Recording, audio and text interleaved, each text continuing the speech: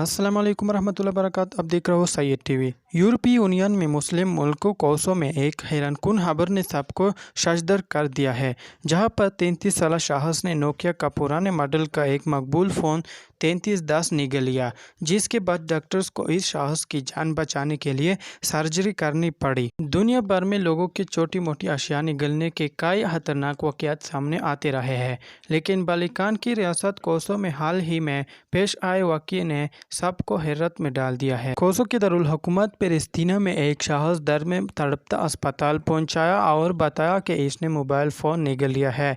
इस शख्स के हज़म करने के लिए फ़ोन का साइज़ बहुत बड़ा था। इसके अलावा बैटरी में पाया जाने वाला कोरोसिव एसिड मादे में भी दाखिल हो सकता था, जिसके बाद इस शख्स की जान खतरे में पड़ गई थी।